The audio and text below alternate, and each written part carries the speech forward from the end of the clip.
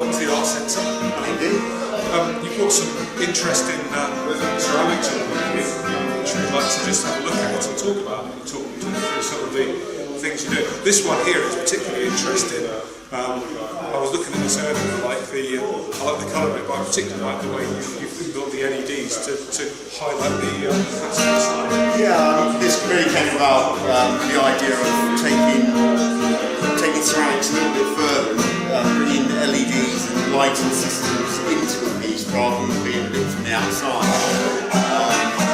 So I do a various selection of these with different name plaques with the LED lighting, as well as the strip lighting I'm using uplighting on bigger pieces. And so you get the colour. This particular one actually changes, so you can actually change the colour and vary the colours on it.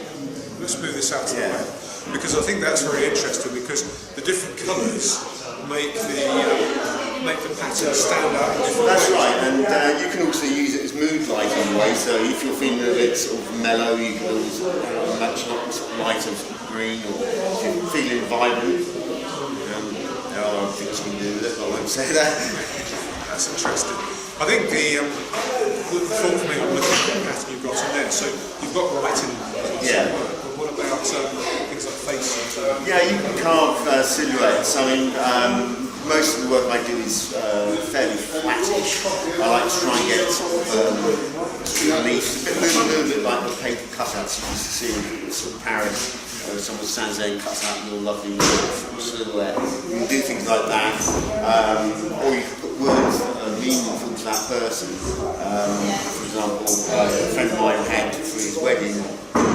His name was Bruce and Helen, and then underneath For Eternity, but again mixed up, so rather than just being a name, they form a pattern, a bit like on this piece here, where we've got this carved in, which actually says receptacle, so you can put my box or use someone's name, and because of my love of typography, I tend to use type quite a lot. Yeah, I mean, it can be used as a frame for anything, and it's a way of expanding ceramics to be more than just a pot or more than a receptacle.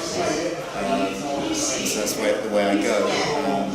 The animals, I do virtually, if you can think of an animal, I normally can do it, and they lend themselves very well to the sort of geometric box shapes. I was going to say, you bought a range of different ceramics on here, different shapes, and obviously looking at there's a number of techniques. Yeah. So talk us through some of the techniques that you've used perhaps that differ from this, and this is from this, or this looks like a slab Yeah. to me, but Yeah. talk us through some of the techniques. My main techniques I use are all hand building. I do throw, but I'm limited on my throwing abilities. So I do tend to hand build, and so I'm using traditional anything from a pinch pot style making to a coil, to this sort of thing. This has been coiled, rolling sausages, and then building the form up slowly, then smoothing off. Okay, so rolling sausages, how do we? Is that one sausage there? Or No, it's basically that'll be probably about each sausage is probably about 10 mil, a bit wider in diameter, and then you start with the base, add each piece on, and slowly build up and coil and join each piece. So each piece is joined to another. So basically what we're doing is taking the coil and then smoothing it into a solid. So each one of that is fairly solid. And then for the coiling, the slab, which is slightly more constructive than basically what you do there. A bit like when you work with pastry, you roll out the clay, flatten it between two battens, so you get a nice even slab thickness. Let it dry slightly, so it keep its shape, and then you can actually build. And you can have a simple box system like the one you've got there, or then you can go to something a little bit more sort of involved, which is sort of two slabs cut and then shaped with sides, or something like the seahorse here, where you've got basically it's a very, if you like, it's an elaborated box. Taking the slab form on, you can then form things in moulds to make these, which are my wishing stones. and construct them, so you can use molds and make molds to actually help with production. The firing techniques are slightly different. That one is stoneware, and so it's fired in an electric kiln up to about 1300 degrees. These are braku, which is a Japanese-based form of firing, originated in Japan about the 14th century, and is basically taking the ceramic piece which is once fired, putting glaze on, putting it in a gas-fired kiln, taking it up to about 1000 degrees in about 45 minutes. So it's very quick firing, and then you actually remove the work from the kiln while it's still red hot. And the reaction you get from it hitting the air will give you the crackling on the glazes as the glaze shrinks to fit the piece. The other things you get are the carbonization in reduction, which are these black areas you see on a piece like this. And that is where the ceramic material has been starved of oxygen and absorbs the next component it can get, because oxygen is being burned off by the sawdust, and so the piece sucks in carbon to form your black. The crackles are formed by the glaze cracking, and then the smoke is actually sucked into the crackles. So every single fire in every single piece, you can never duplicate a piece, which is always quite nice. Okay, so I mean, we're in the process at the Arts4Every1, as you know, until we're trying to set up some workshops during the course of 2015. We're going to set up a regular workshop environment on a weekday, probably a Saturday.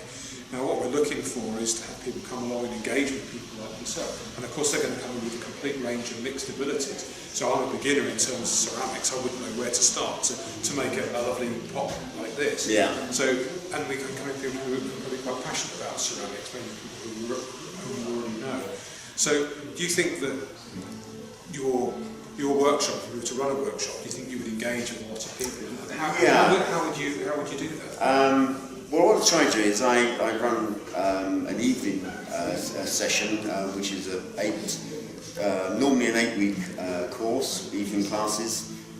And we start off with the very basics of how to pinch pot, how to coil, how to slab. And this is really aimed at someone who has never done it before, although people that have been a bit rusty, maybe gone to art college many years ago and want to come back to it. And I show them the techniques of how to actually build a good pot that they can then develop. The 8 weeks is structured on the basis that each evening you specialise on one particular area, whether it be slab pots or coil, with the idea of actually producing a piece by the end of the evening that hopefully you'd like to be fired, glazed and fired. After the first introduction, 4 weeks, we then move on to a free form where we try to get the artist to come out in everybody, and you start trying to take your ideas and say, I want to make something, and then we work on a more one-to-one basis of how to make it. So it's a very geared, structural start, and then you go into freeform. I can imagine the sense of satisfaction from somebody who's got very limited experience in ceramics or making pots to produce something like this lovely slab pot at the end of it, or maybe something like this, would be quite engaging. Yeah, I've had many people sort of work with me who've never ever done anything, and sort of when they make their first quiche dish or their first sort of container, they're absolutely thrilled and saying they've never done it. And in fact, I was once at a live craft event where we met a lady who put some glaze on the work. We glazed it for her, and she said, "Oh, that's the first thing I've ever made of, because I'm not artistic." And she was about 87 or around that age, and she said, "Never done it." And I said, "Why is that?" And she said, "Well, when I was at school, at primary school, I was told that I was useless at art, so I never ever did it." And a year later she came back after being sort of recommended that she went and joined the adult learning sort of centre for ceramics or whatever. She came back and produced out of her handbag this wonderful statue, and she was then going over to Slough to college there twice a week to do ceramics. At that age, so it just shows anybody can start it, and any ability. We've all got artistic talent, it's just trying to get it out of us. and what a good advertisement for the Arts Centre. And that's what we're trying to achieve here, is get workshops running and have people from all walks of life, with all different abilities and talents, to come along and start from the raw fundamentals and get to something which is quite engaging and get some real satisfaction out of it. And I think that would be that's going to be a great... Yeah, it's my aim. You know, I've done it in various centres across Buckinghamshire, Oxford, and the results we get are usually people. You always get some that sort of don't speak to it, but you get some people that are addicted to life, and they become, just like me, a mad ceramist. Fantastic. Thank you very much, Eddie, and we hope to see you at the Arts Centre soon. Thank you.